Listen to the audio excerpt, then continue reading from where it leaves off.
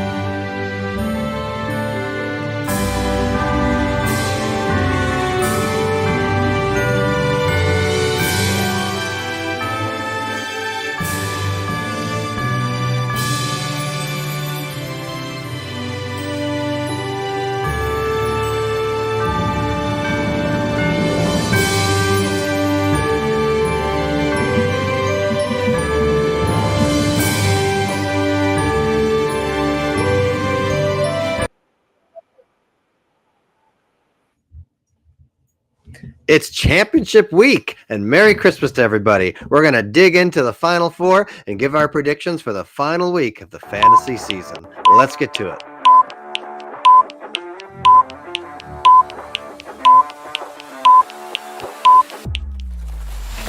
I hope I win, but it's going to take his team having some problems like last week, and it's going to take my team really putting things together, including some guys who haven't done it. Hey man, the season's over. I've given up. Right? What?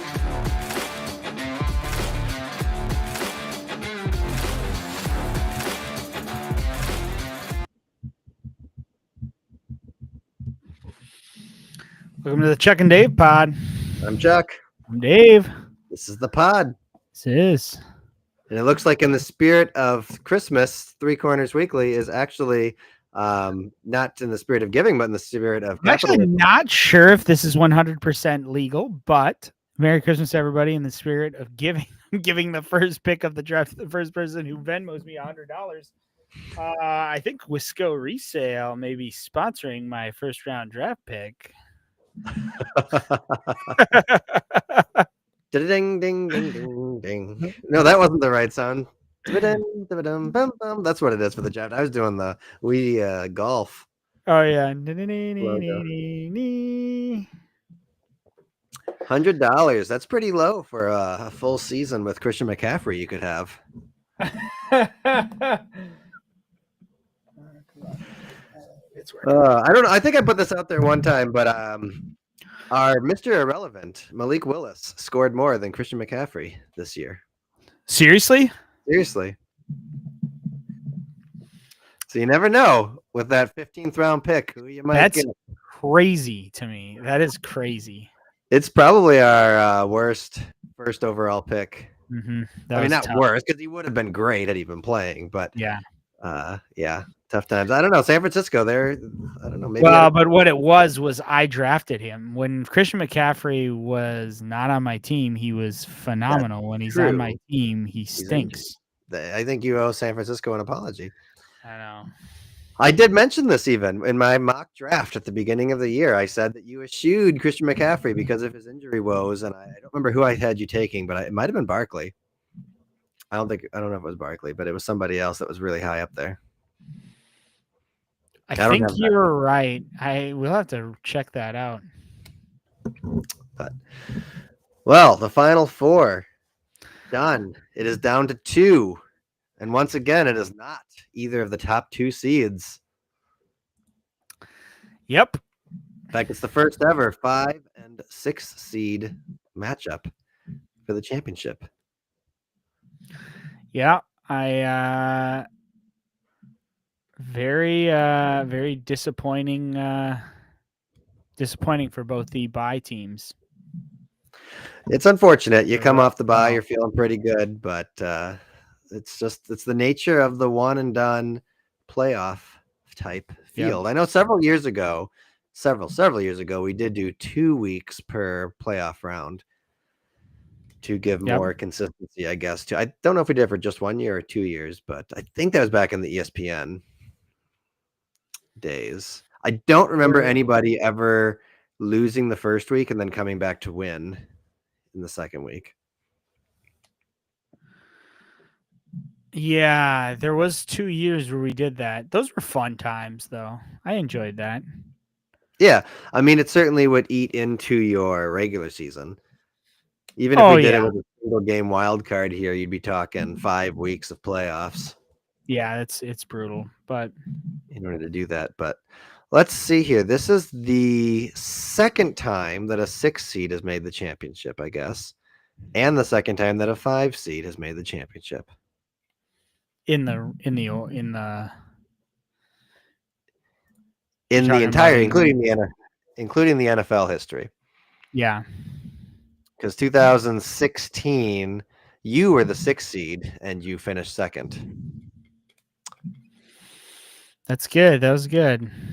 And of course, last year, Jordan was a 5 seed and he still won it. These records, listen to these records here. There were 4 teams tied in 2016 at 8-5 for first place. Really? The top 4 were all 8-5, and then there were 2 7-6, 2 6-7, and the last 4 were all 5-8. Talk about parity. Wow. Yeah. That was some close parity there. Jordan managed to get dead last. 5-8 with dead last. That's tough. Well, he finished dead last after going 5-10 with the playoffs. So, well, let's dig into last week. Yeah. I think we'll want to start in the 5th place game. Yeah. Hey, Chuck, just so you're aware, maybe put the plug in your mic. It's like going in and out a little bit. A little bit. Just make sure it's just seems to be tight. If it's not, I'll just go with the computer. Yeah, it could just be the computer too.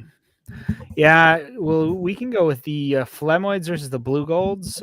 Biggest blowout. Biggest postseason blowout ever. Oh, wow. For us, I believe. It was 100 and... No, it wasn't 100. It was like 69.45. Yeah. And previously it had been just 69. Sorry, Josh. I'm not giving you the playoff. This is not playoffs.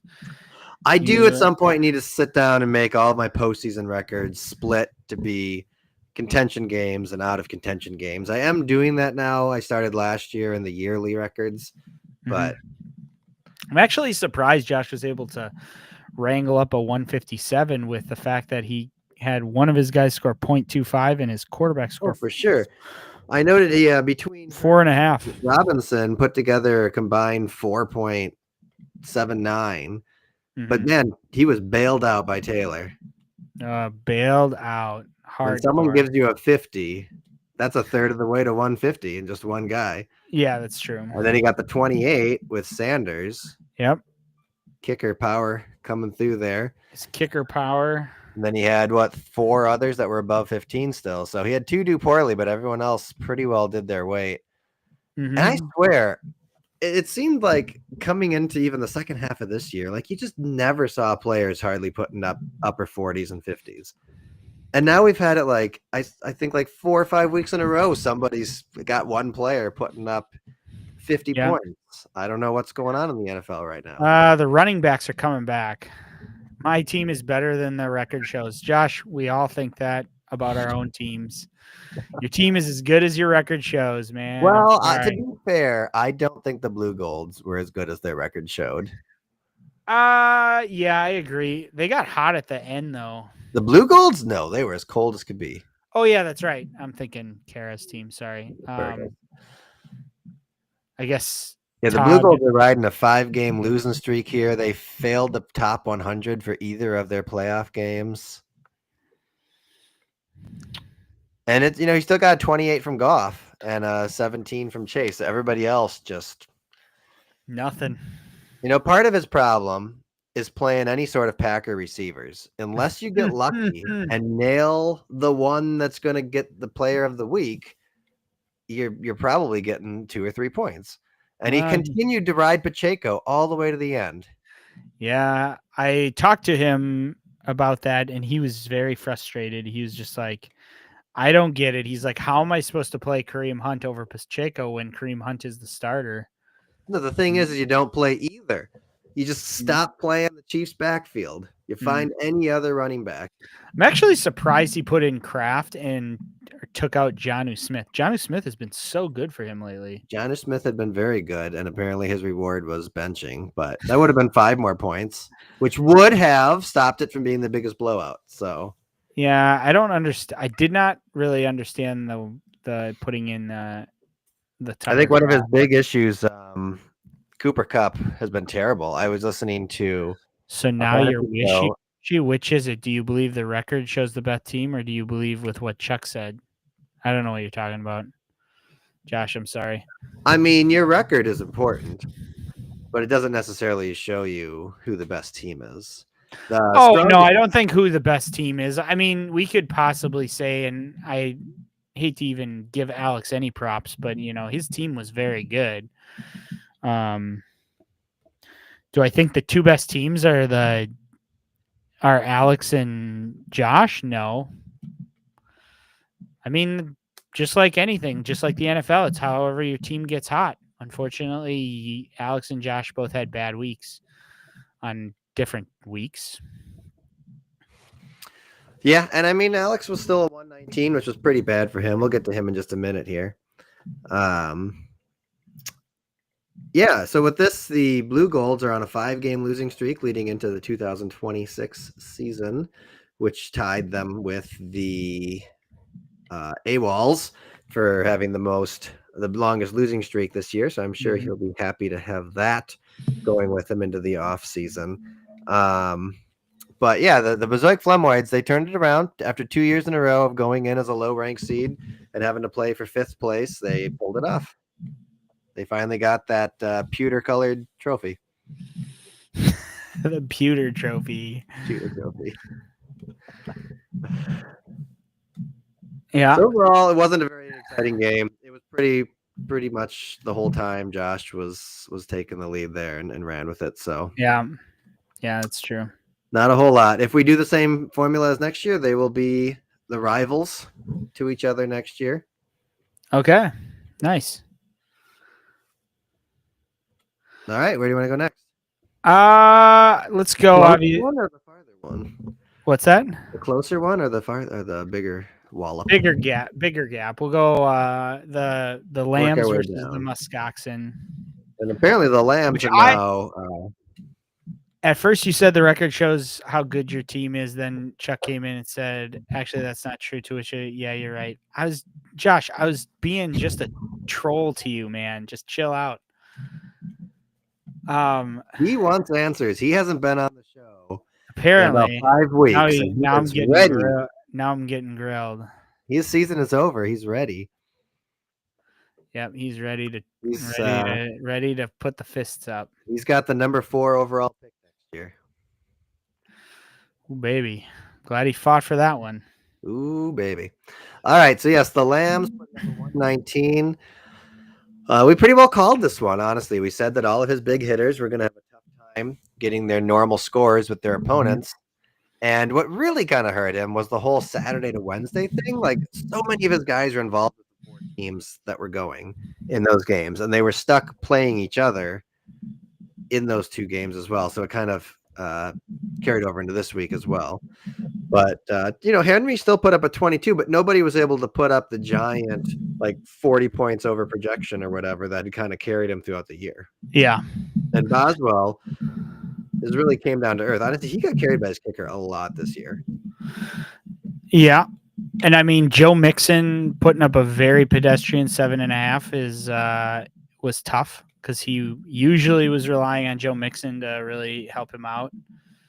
And Lamar Jackson, you could say Lamar Jackson put up a pretty low score as well. Yeah, it's not bad. 119 isn't a great score, but it's a good enough score much of the time. But it's the lowest score of the entire in contention playoffs we've had this year, which is crazy. Yeah. Yeah, it's Let's see what I wrote in my notes here for this one. The Lambs. They still, honestly, you got to say the Lambs still had a great year. 131 average for the season. They did well. It hurts, I'm sure, to take a second year in a row of getting that 2 seed, falling out, and trying to get a third place trophy if he can. But he's had 2 years in the league. He's averaging the 2 seed. He's could average third place finishes. His everything is pretty high. It'll be very interesting to see if he can do it for 3 years in a row. Yeah, we'll see. Meanwhile, the Muskoxen continued to lay waste late in the season, and this time they did it differently. Did not have Josh Allen and Shakir connecting big time, but instead Cook continued to do well. Gibbs did very well. The Atlanta defense with 2 pick sixes, and Brandon Aubrey. Yeah, that was a tough one to watch, and I was defending Alex in the way the scoring works, and I will continue to stand on my platform at the owners meeting of kickers need to somehow be. I have a couple ideas that I would be happy to talk about. Change the kick. All you got to do is change the points per yard to like 0.08 or something. I think like that. it just needs to go down a little bit, and then I think they do need a penalty for missing 40 to 50. Yeah, even if it's like a minus half yard or something, or half. Yeah, point it could be a half a point, but it's just right now there's no, they could swing it all day long from 60 and miss every single one, and it's going to be, it doesn't matter. I mean, not 60, they probably shouldn't get one, but and then when they do lower the scores, I think that maybe if it's not going to equal 3 points, it should just equal 3 points. Well, so 0.08 is 3 points for 40. Let me think. That might be too low then. No, so 0.08 times 40 is 3.2 points. So for every 40. So because if you think about it, every kicker can make like 40 and short. So basically 40 and under would be a normal. You scored 3 points, you get 3 points. And then it starts to go a little bit higher. That's fair. That's very fair. So like a 50, let's say a 55-yard field goal, which is a pretty long field goal, would be worth 4.5 points. Whereas right now they're worth like 7. Yeah. Right now they're worth like 6.5. 55-yard is worth 6.6 points, which is insane. Yeah, I think that would go well to still allow them to have good games. Yeah, I mean we can still do the points per kick. It's just, but kickers are just so kicker's a kicker. Like, I don't know, unless you just get a situation like the Steelers where they can't score touchdowns, and this kicker is going to be their main scoring piece. You're just guessing. You're just hoping that they're going to be taking those opportunities. And now more and more with going for it, it kind of goes away a little bit there. Yeah, 218 yards with Brandon Aubrey times 0.08 would have been 17.5 plus 2. It would have been 19. I mean, it takes 10 points away. I mean, 19 is still strong. It would have taken a few points away from Alex too, obviously. Yeah. But, yeah. So the Muskoxen move on to their 3rd championship appearance. The Lambs still looking for their first. Yeah, it's a beast of a game. It was indeed, and the tightest of the games. Yep. My first over 140. It was your first over in the 140s. Yes, it was. You put a good fight up there. I mean, it is always tough to put up almost 150 and lose. That doesn't happen very often. Very few times has that happened. It is not the most points scored in a loss ever, but it is up there for sure. 163 to 149 easily tops our current record of composite points in a game, which was just set last week as well. Yeah. 313 total points there. Yeah, there was actually, I was watching projections. My wife Kara actually was pretty frustrated because she's like, why do you keep watching it? Like, who cares? And I was like, because I wanted to, it's to see who goes to the championship. It was a big deal. It is. And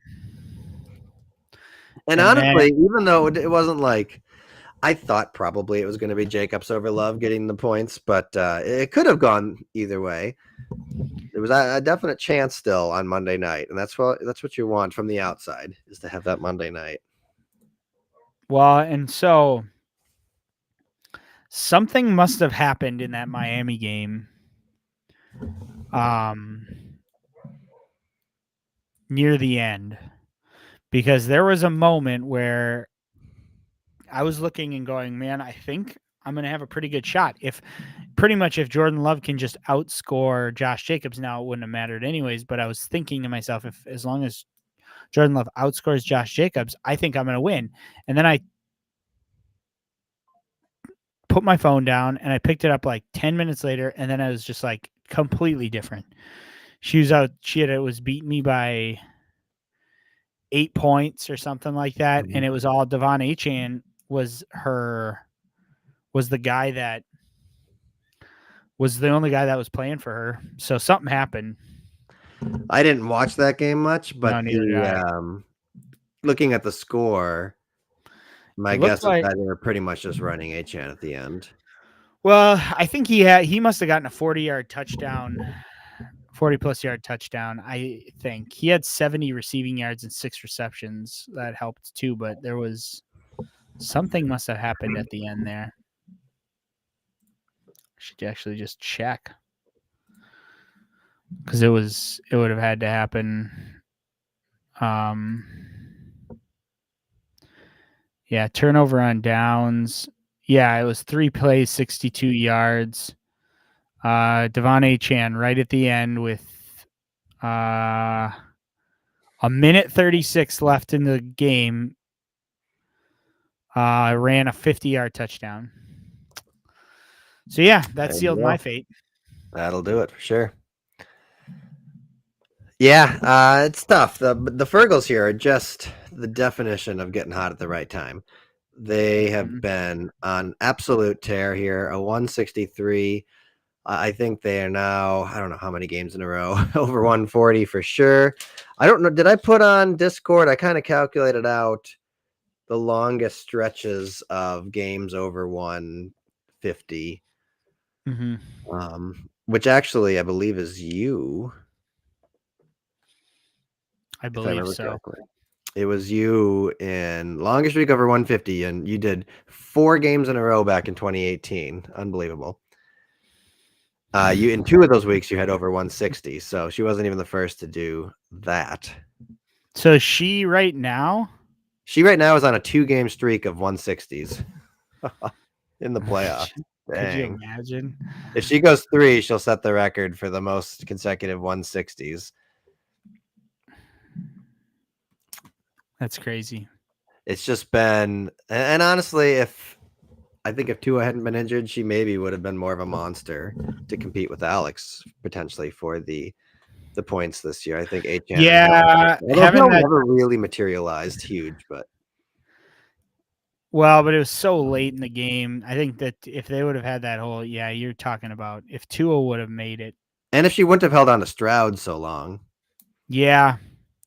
moved over to, but, the emergence of Jacobs really been huge. Achane popped out big at the end there. Daniels has gotten it back. Brown was a great pickup for her, as much as she hates going and picking up guys.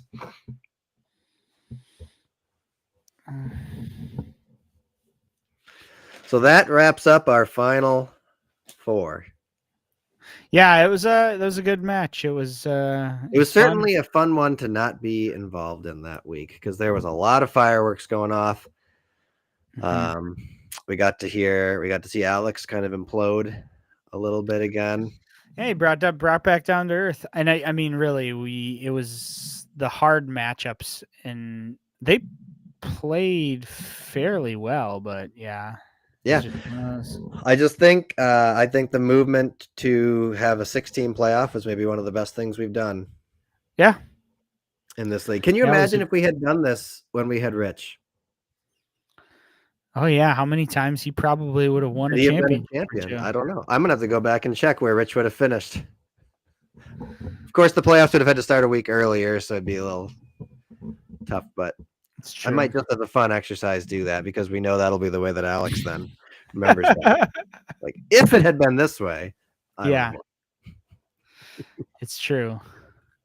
So that takes us to championship week, otherwise known Word. as I'm assuming seventh you're place week. saying because of the 16 playoffs. Yep. It's championship week, and then some scores are already in. Yeah, we have quite a few scores already in before 2 games last night, one going on right now. I think we probably should start with the most anticipated game of the week, the 7th place matchup. These two teams have been resting for 2 whole weeks, enjoying the sunshine and everyone else's bitter tears. Mm-hmm. And I will say, here we go. We got the Puffins. We've got the number 7 seed, 6 and 8 Puffins versus the number 8 seed, 3 and 11 Appalachian Latinans. Mm-hmm. In week 5, the Puffins won 150 to 131, and in week 13, the Puffins won 146 to 114. I would love to make it 3 games against Jordan where I hit 140. Time will tell. With that all time, the Puffins lead 12 to 6 over Jordan. But in the playoffs, this is the 5th time they've met in the postseason, and Jordan leads 3 to 1. Woo! Mostly because I suck in the postseason when it comes down to it. So when I look at these here, obviously we have people going right now. We got Smith Najigba, and we've got more. So either way, it's probably not going to do a huge change to the projections right now. No.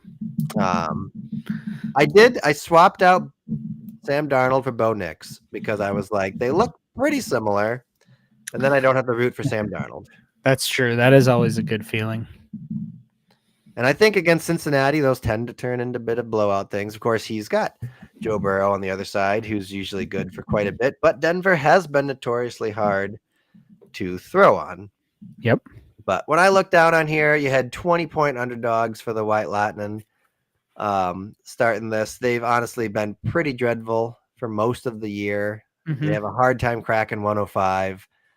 The Puffins came into the playoffs, the postseason, with very high score run, 3 in a row, I think, of 140, and pretty hot. Now that 2 weeks off, whatever. Although I did score over 130 last week on my bye week. So I have to pick the Puffins. And I have to ask why in the world you would pick the AWOLs. Just a gut. I honestly did not read the scores projections. It was because it was so fast. I was just picking. But I thought maybe Jordan would have a shot. I don't know.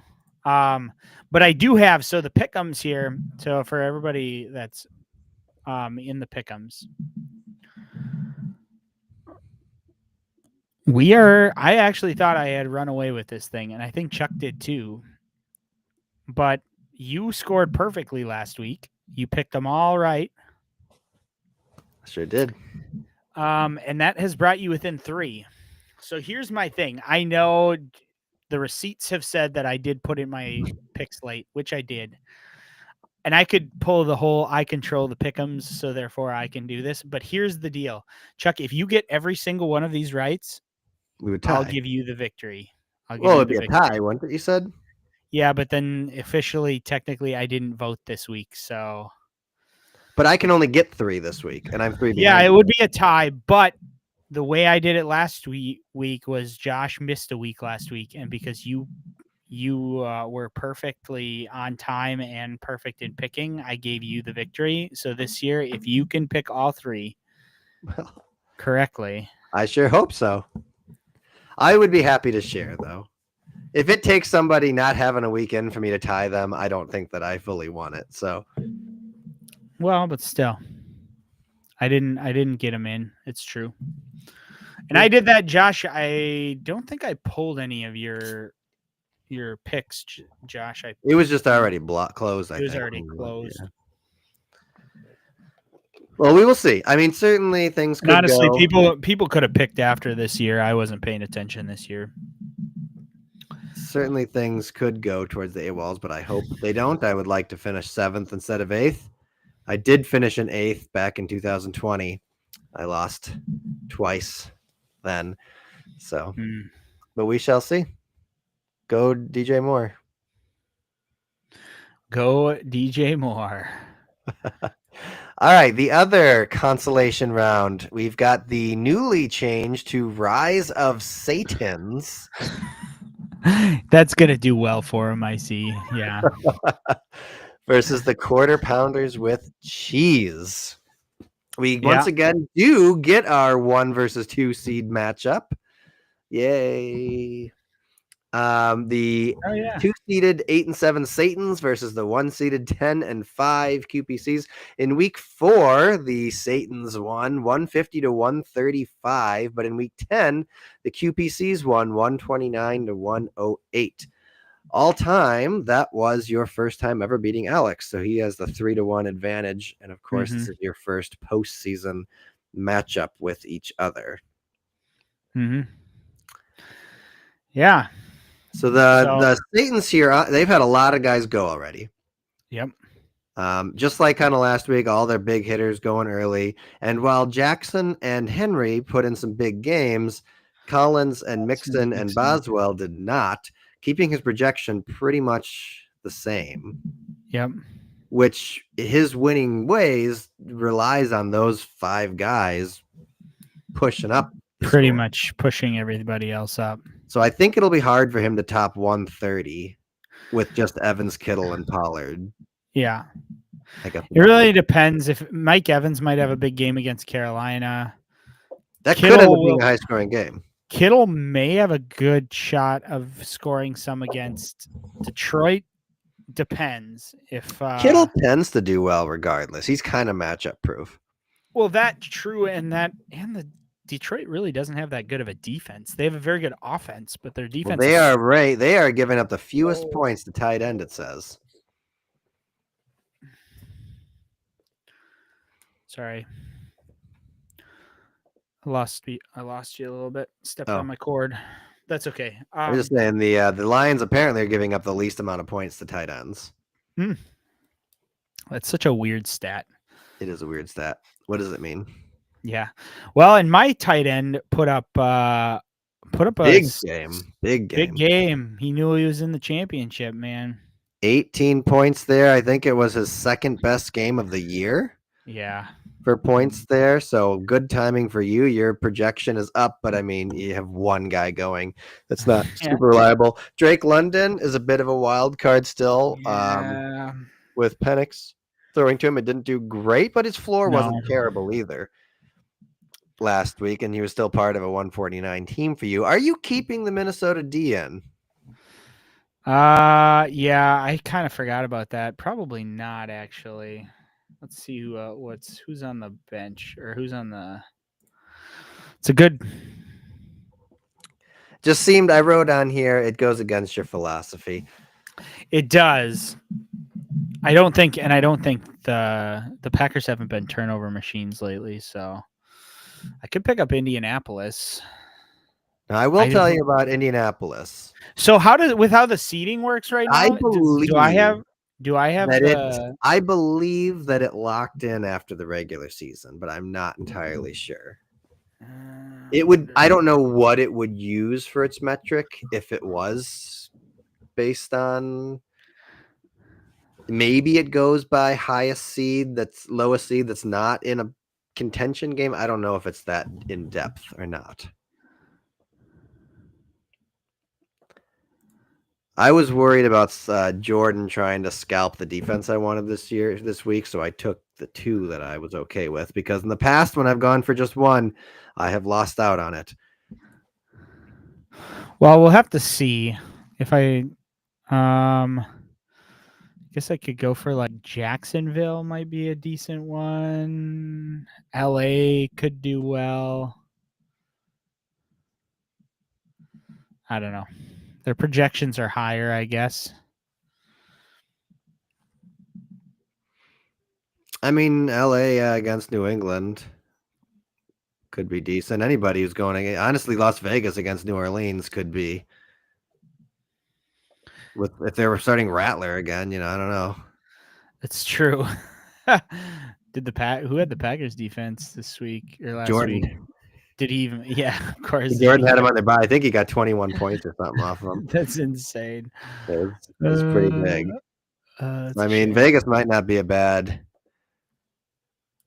I mean, Vegas has been pretty solid, 7, 9, 9, and 7. Yeah, what's LA at? 5-1-2. Yeah, probably not the ones to pick. They've had tough Jacksonville. teams though. They've played Kansas City, Tampa Bay, and Denver. Jacksonville has gotten 2, 9, 0, and 4. Yeah, probably not the great. Yeah, one. Tennessee gives up a lot, but I don't trust Jacksonville to take any. I think Vegas is pretty decent. New Orleans got negative. You could always take the Jets against Buffalo. Go big or go home, right? Yeah, no. What does it say here? 47% of the people have the Jets rostered. That's crazy. Doesn't mean they're starting them, but they did get a 19 once, but against Seattle. Dang, Seattle gives up a lot of points. Yeah. Guess we should have taken the Bears defense. But Alex holds on to that. The Raiders have a 15% roster rating percentage. 15%. I'm just curious here right now. If I put that, the Raiders are definitely trending towards pickups right now. A lot of green on that. The thing though is okay, so Spencer Rattler played poorly against the Packers, but he played really well against the Atlanta when they played him. And so you're sitting there going was that just a fluke? Was he just having a bad game and he's gonna, sometimes defenses are hard. I've had times where I thought I was picking up a great defense and turned into nothing. Exactly. Defense just depends so much on turnovers or a whole ton of sacks or a shutout, which don't happen very often. It's true. Yeah. Well, you mull that over. Yeah. When we look at it, though, I go ahead and I picked the QPCs to get their first trophy since 2020.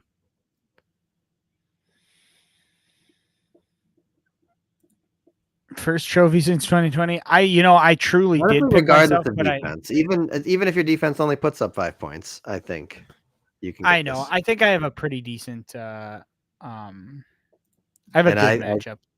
I mean, Alex was pretty upset just to get third place. We'll see what fourth place does to him. So I don't think, honestly, putting Jordan Love in is a risk.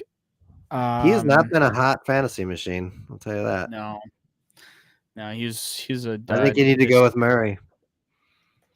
Dude, that as anybody I can't pick Murray. He could get a 10. He could. I mean, Love got an 11.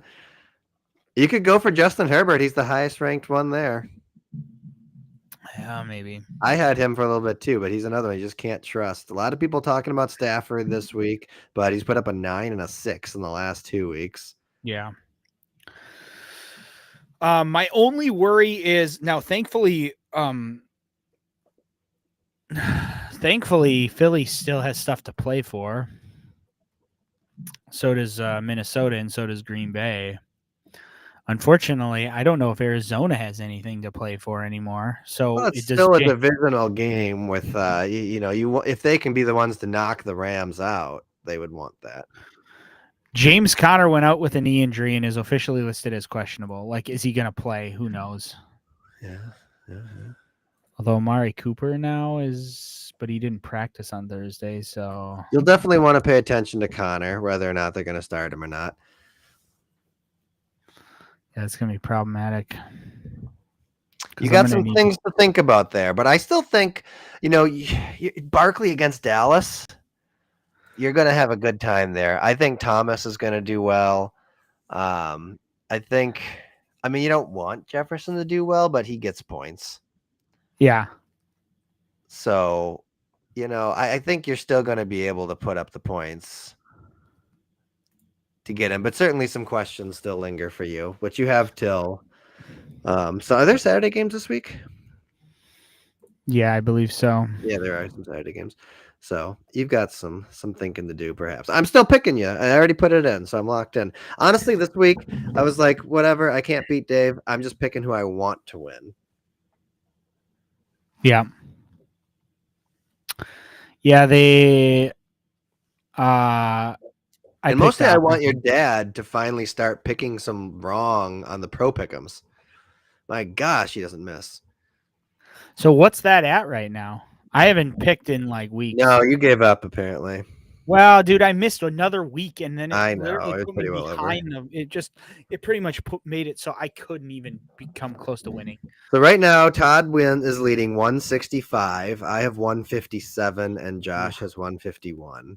So I'm behind by 8 with, a fair number of games left still, but the guy just doesn't do worse than me. Like so far this week, we're both 2-2. Last week, he beat me 11-10. The week before that, he won 14-12. Then we both got 9s. We both got 14s. Man. I beat him 8-7. Like every time you can't we're tying or he's just barely beating me by a little. And it's just, we're even at the point now where even if I wouldn't have missed that 1 week, I don't know that, he may have passed me by now. But. So I think I'm going to do a little point chasing here. I picked up Tajay Spears. He's been around a few times. So he has had he had got two more bench spots. You might as well go shopping. He had 2 more carries than so I was looking and I'm like, how is he playing with Tony Pollard playing for the Tennessee Titans? Well, he had a 23 and a 19. And he had 2 more carries than Tony Pollard on Sunday. So heck, the guy's got 11 targets in the last 2 weeks even. Yeah. What's the touchdowns? He must be their goal line guy because 27 yards with 2 touchdowns. If James Conner's out, I get Tajay Spears. All right. And then it'll be a running back versus running back because he has Pollard. Yeah, he does. Yeah, he is. Pollard is out touching him, but honestly, even with all the extra touches, Pollard's not getting much more yards. Yeah. Interesting. All right. Well, shall we look at our championship? Yeah. It's already starting to take a little shape. It is. We have had the Fergals have had. Well, let me give you the background here first, I guess. So, championship stats. Mm-hmm. This is Sam's 3rd championship appearance. He previously has been in the 2019 and 2020, where he won both. So he's 2-0 in championship appearances, which ties, by making his 3rd championship appearance, he ties you, Jordan, and me in all-time appearances of the championships. Kara, meanwhile, is in her 2nd one. Previously was 2020, where she lost to Sam. This is a 2020 championship rematch, which I believe was the highest scoring championship as well that we have had, and it could happen again. Sam versus Kara all time. Sam leads 9-5 in the regular season. And this year, the Fergals won both matchups, though, beating the Muskoxen 95-90 in week 5 and 145-130 in week 13, which is probably closer to what we will see this week. This is their 3rd postseason meeting, and they are currently split 1-1. The other time they met, other than the championship game, was the 2018 3rd place match when Kara won.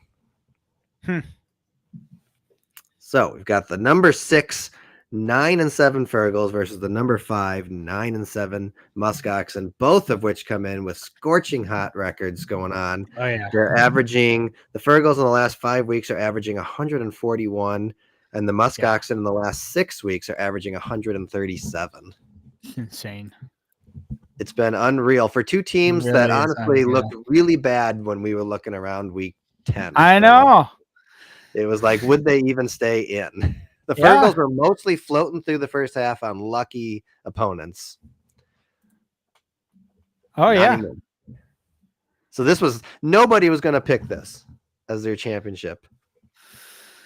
I don't think you would have seen. It would have been hard pressed to say this is. And it's not. Yeah, and it's not like last year where Jordan made a bunch of trades and stuff to kind of like they just both got their teams working together again. Yep. Pretty much. Does make you wonder how long can they make it? Can they both make it go one more game?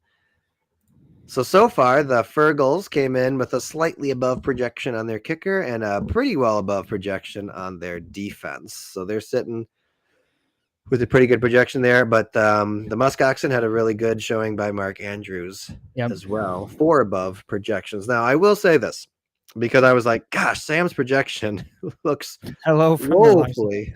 Hello, Joey Larson. Hey, Joey. Welcome. That's I was curious cousin. because that's your cousin? Yes. Oh, well, hello. Is he in fantasy?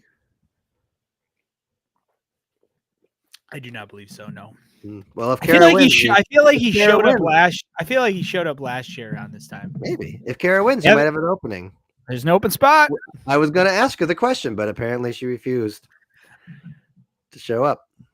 I did almost talk my father-in-law to joining if Kara ever retired. Oh, her dad. So we'd have Papa Keller and Papa Krause.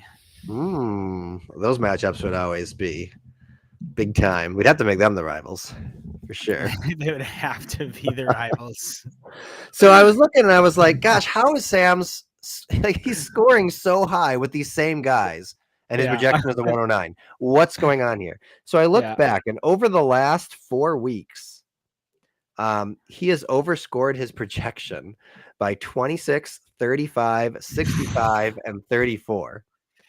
Only once in his last 4 weeks has his projection even been over 113. So his low projection really hasn't meant squat for what his team has been doing. It's definitely this could be a 140-140 tie. I don't know. What would happen in a tie? It has a setup in here for be probably head to head. I don't think it goes to head to head. Maybe. I know it says it might be head to head. Playoff tiebreaker, best regular season versus opponent. So Kara would win a tie. Better hope for not tie. Well, Sam, you got to get at least 0.01 more in order to secure that victory. So when I look at them here, let's look at the heavy hitters that have been doing the scoring on their team. If we look at the Muskox, and obviously Buffalo has been a huge part of it, but they're playing the Jets. How does that bode? Yeah. I mean, the Jets defense hasn't been particularly phenomenal, but it is a division rivalry. Mm-hmm. Josh Allen scored 25 the last time they played the Jets this year. Josh Allen scored 25. Cook did not play in that game. And Shakir probably got 2. I don't see 2.9. Now I don't see now Kara's got pretty strong start with Tucker and Kansas City. I mean, Tucker was about at projection, but Kansas City kind of over projecting, which is good, especially for support. I assume I don't know why they have McBride so high. He really hasn't. No, I guess he only had a pretty solid tight end. Yeah, I thought he was more of a had a longer. But Rams, man, these last couple of weeks with the Rams have been very low scoring games. Yeah. Jacobs will probably do well. He's gonna do well. Achan against Cleveland. Cleveland is a dead team. Yep. That is not doing it. They're just walking through it to the end at this point. So I think Achan will do very well and probably be getting played a lot as they don't need to be throwing. AJ Brown should do well as long as Jalen Hurts plays. That's the big question for Philly. And almost wondering if they will play. They didn't. It was weird because the Jets didn't practice on Wednesday, but they listed him as a non-participant. Regardless. Yeah, they will often. They'll say like, if we had practice, he wouldn't have He participated. wouldn't have practiced. Now he's a vet, so you almost think veterans do get some rest. Yeah. So it'll depend. Does Devontae play? If he doesn't, can she like sneak in Tyreek?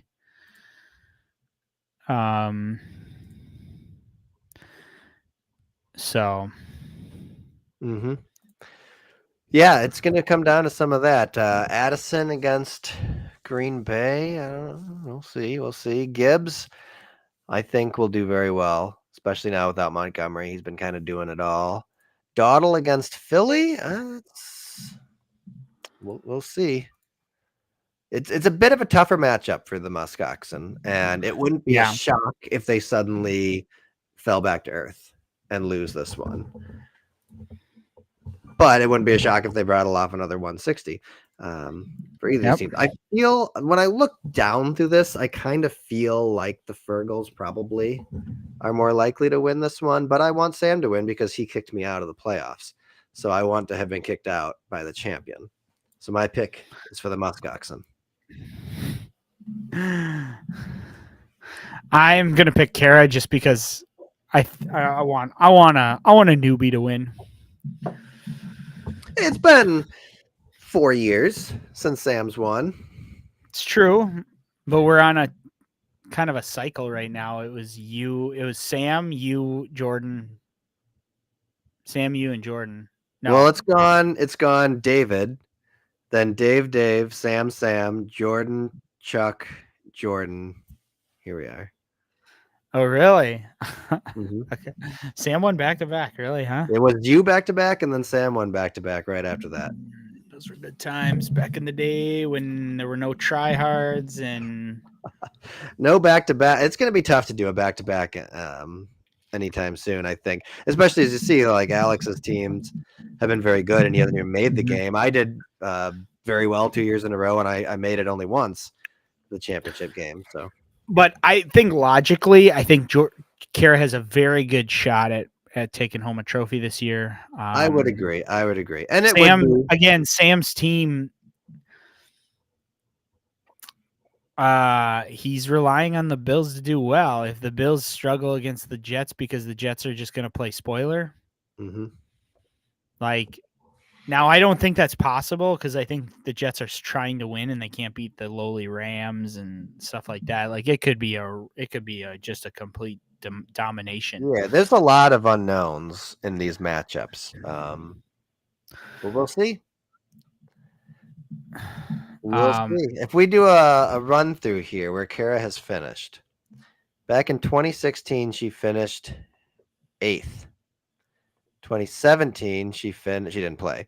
2018, she finished 3rd. She didn't play in 2017. She did not play in 2017. What? She didn't play in 2017. She wasn't in there. Interesting. It was you, me, Jordan, Sam, Josh, Eric, David, Garrett, Aaron.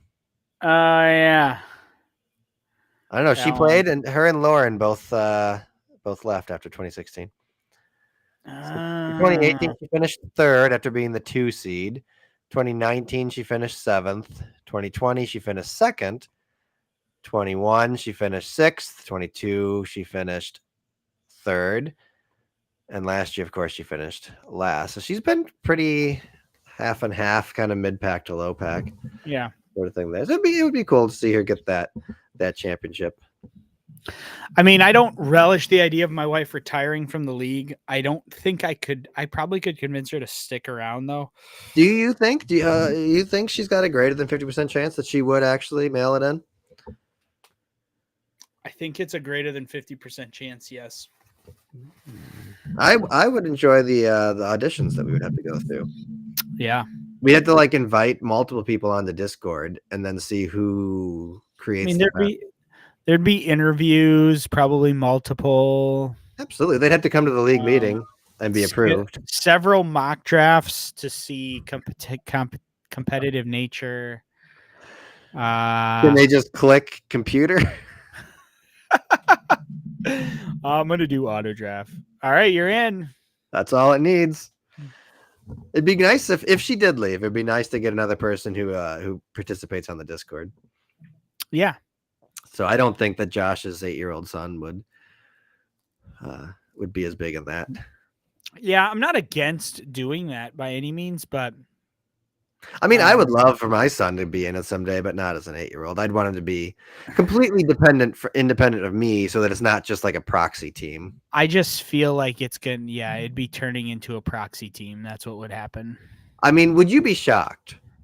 Josh's son joins because we find nobody else.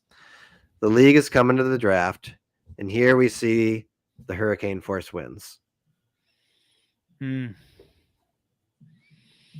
I would not be surprised. Just kicking up the old account. Kicking up the old bot account. All right, so championship week, we'll stay tuned with things, and then of course awards season. Yeah, well, probably. So I don't know about you, but with New Year's, I think next week we'll probably just take a break.